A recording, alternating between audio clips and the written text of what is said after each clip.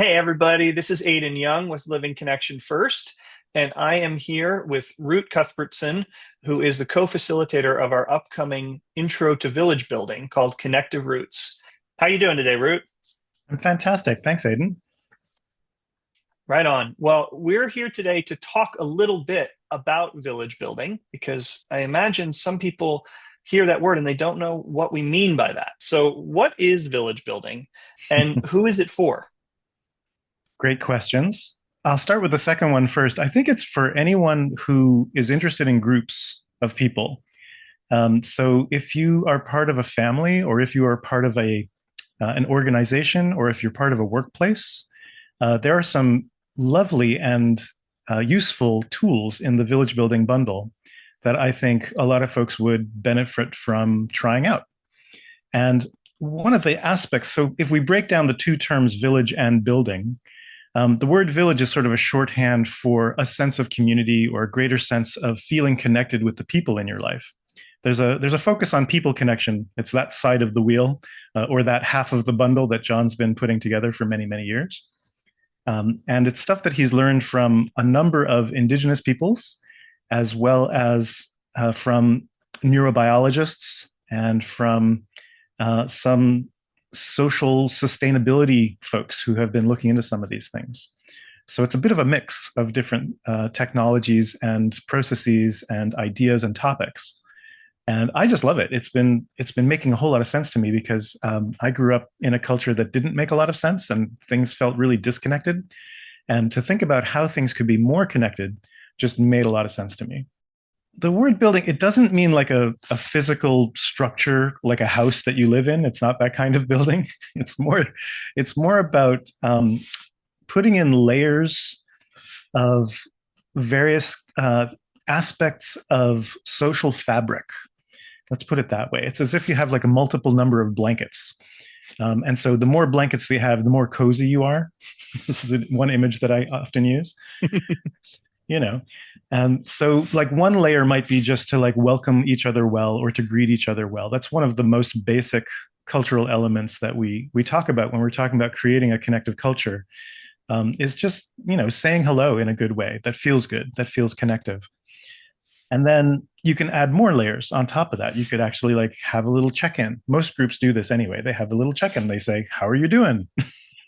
How is it going? And there's a little bit of time spent chatting about what people have been going through recently.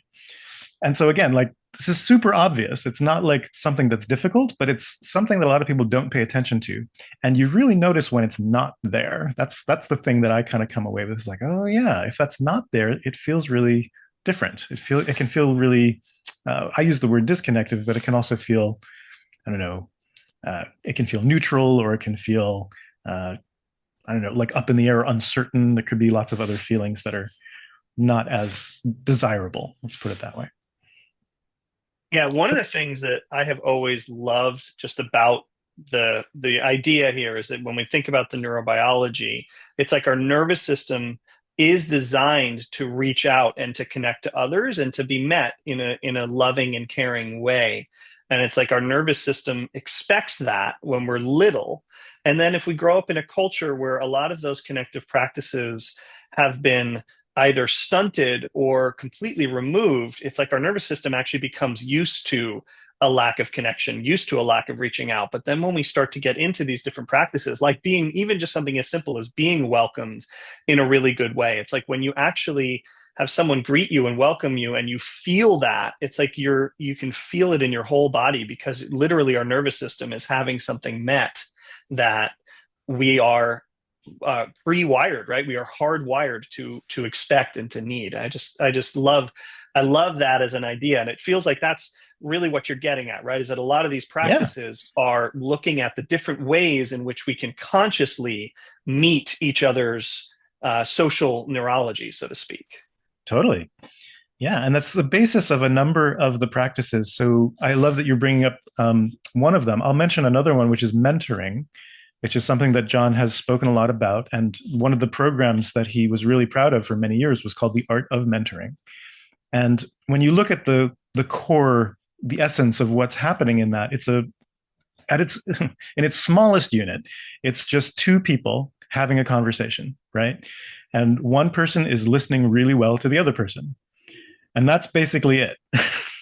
Like it's not super difficult, but it's something that I guess a lot of folks in westernized cultures have gotten out of the habit of doing. And so another image I use is like your muscles might not be super strong. You might be feel a little out of shape with having conversations like that. And the neurobiology is such that it's not that difficult to strengthen those muscles and to kind of get back into the habit of listening to someone in a deep way or in an unconditional way. It's a practice that if the more that you do it, the easier it becomes. Just like the more that you ride a bicycle, the easier it becomes. And in some ways, the bicycle metaphor is a good one too, because once you learn, you never really forget. Like you just, you might be out of practice slightly, and you might have to take a couple little moments to kind of get used to it again. The point is, though, that even if you feel like you're really bad at some of these things, it's not a done deal. It's not the end of the world, because there's the building that can happen there is that those muscles can get built up. Those by practicing a number of these, um, they're called cultural elements or ways of interacting. Um, your body and your neurobiology gets used to them again and starts to normalize that. And it's like, oh right, that feels good. That feels connective. That's sort of how our neurobiology was designed for a baseline of social engagement. That's one of the terms that I remember hearing from one of the the neurobiologists who study this stuff more than me. Right on. So yeah, so you don't need to be um, leading a large organization or anything like this. This can happen, like you just said, at the smallest unit of just two people interacting with one another, right? Yeah. Yeah. So Or one of the other things, well, go ahead. Sorry. or even if you have a small group. So I know a number of folks in the connection first world work on it with a small team. And a lot of these practices are really good when you have a small team, 3 to 5 to 8 people. It's just the ways that your team interacts. And there's a number of different practices and routines and suggestions that just make those interactions flow much more smoothly and feel really good so that people actually enjoy the time that they spend together, quote unquote, working on whatever it is you're trying to do in the world. I know you have a webinar coming up later this month on seasonal celebrations, and that sort of speaks to this idea of we aren't just talking about social engagement, but we're also talking about recognizing the seasonality and our inherent connection with nature and Oh, how we yeah. can also recognize that together as people. And why don't you just tell us a little bit about seasonal celebrations? Because I know that's an exciting topic for you. That's one of my favorites. Yeah. So it's not like nature goes out the window. It's just a recognition that humans are nature.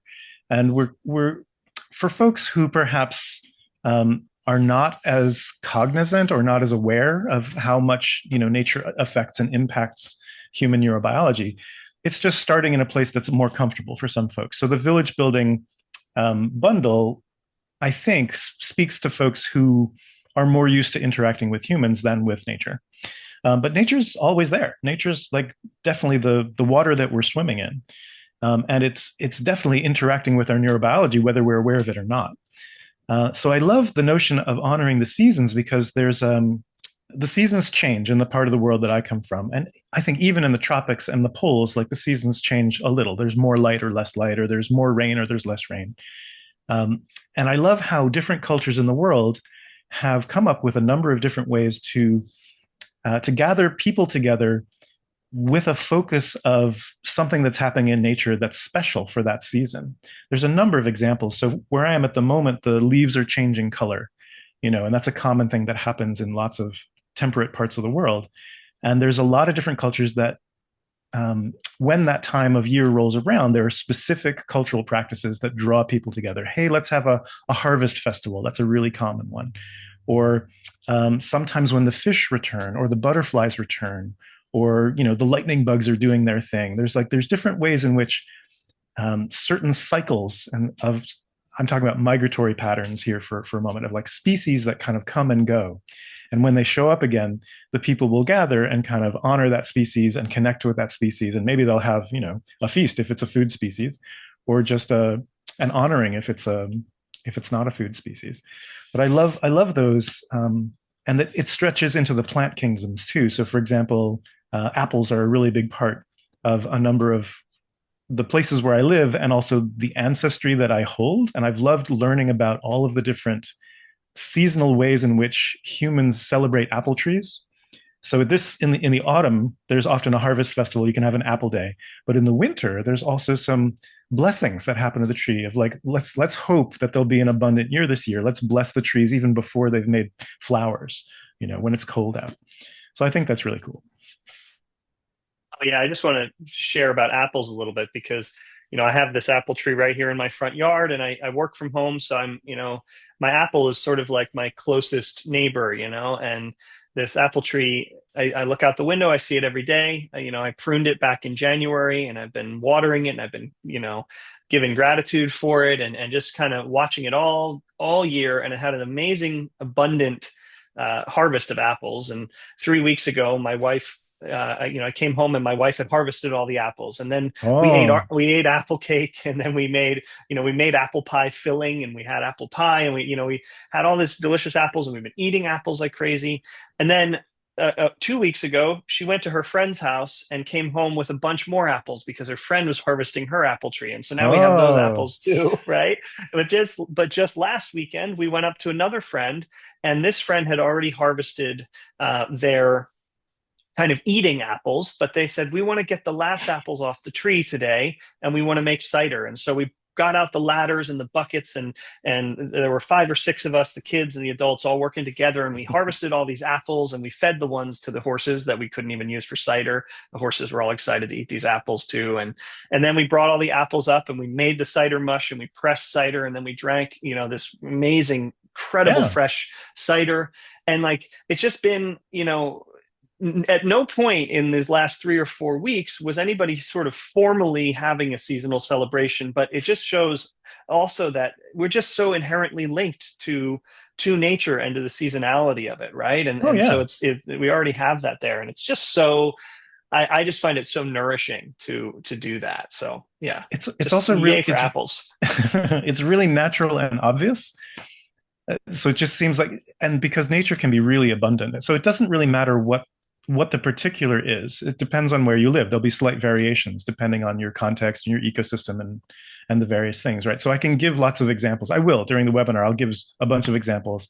I hope Deborah will come along. She'll give some examples too. But once you start noticing them, they're everywhere, and and there's this sort of thing about like, oh, I hadn't really thought about that. And that's kind of what village building is like. It's pointing out some things that are kind of obvious, but that you might not have noticed.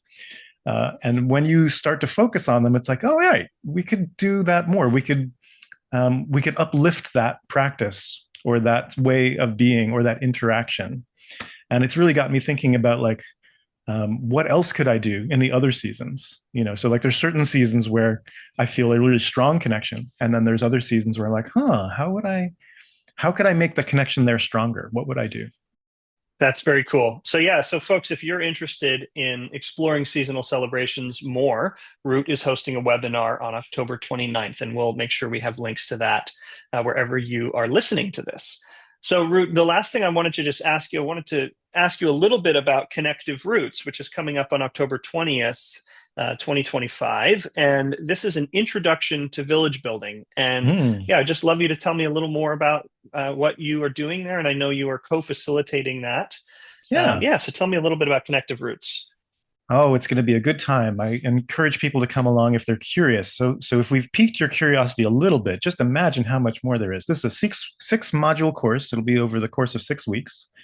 It's with our partner Gaia Education, who I've been working with for a number of years, who like to promote regenerative practices and are very popular with the eco village movement.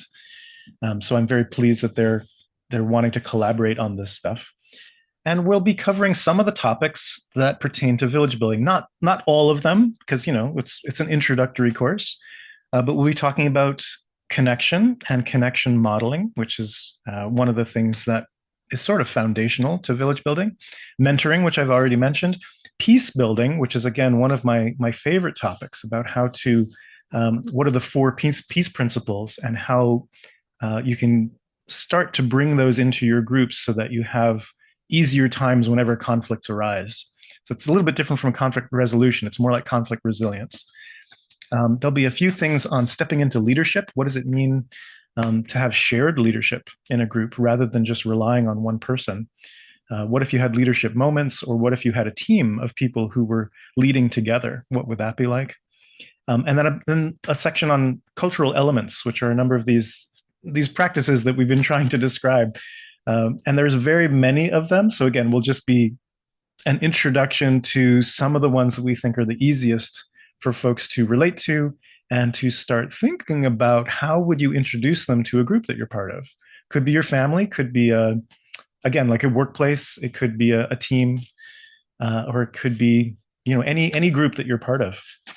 And the lovely thing about all of these connection first principles and practices is that they really plug and play really nicely and easily with whatever other structures you've got going. So they don't take away. I think they only add. Very cool. Well, wrapping up here, is there anything else you'd like to share with folks as we close?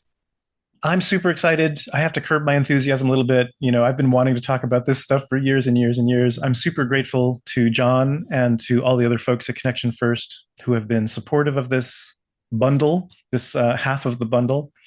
And I feel honored that I'm sort of in the role of helping to introduce it to more folks. I hope I get to continue to do so. And I hope if you come along, you find whatever you learn to be nourishing, supportive, helpful, effective, or informative.